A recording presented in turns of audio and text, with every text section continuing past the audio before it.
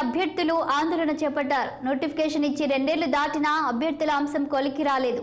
మంత్రులకు అధికారులకు వినతి పత్రం ఇచ్చినా ఫలితం లేకుండా పోయిందని ఆందోళనకు దిగారు. మోకాలపై కూర్చొని అభ్యర్థులు నిరసన వ్యక్తం చేస్తున్నారు. మార్చి నెలలో 1:2 రేషియోలో అభ్యర్థులను కమిషన్ సెలెక్ట్ చేసింది. డాక్యుమెంటేషన్ జరిగి 3 నెలలు గడిచినా అపాయింట్మెంట్ లెటర్లు ప్రస్తావన గురించే మర్చిపోయింది. పేపర్ లీకేజీ వల్ల ఇప్పటికే ఏడాది సమయాన్ని కోల్పోయామంటూ అభ్యర్థులు ఆవేదన చేస్తున్నారు.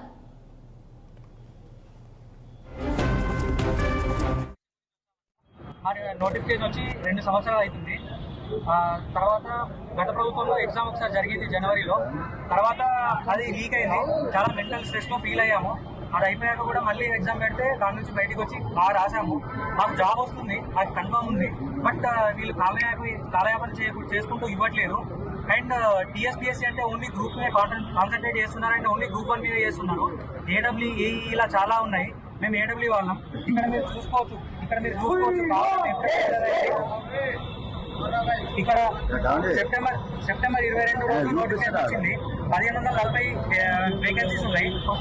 2023 జనవరిలో ఎగ్జామ్ జరిగింది. అది క్యాన్సిల్ అయింది లీకేజ్ వల్ల, గత ప్రభుత్వం తప్పిదం వల్ల. తర్వాత మేము మే 21, 22 రోజు ఎగ్జామ్ రాసాము. అది అయిపోయింది. తర్వాత 2023లో ఆగస్టులో జిఆర్ఎల్ వచ్చింది. తర్వాత మొన్న మార్చ్లో డాక్యుమెంట్ వెరిఫికేషన్ వచ్చింది. ఇప్పుడు ఎగ్జామ్ నోటిఫికేషన్ వచ్చి ఇప్పుడు 2024 ఆల్మోస్ట్ 2 సంవత్సరాలు అయింది. 2 సంవత్సరాల నుంచి మాకు ఇప్పటికీ ఇవ్వలేదు.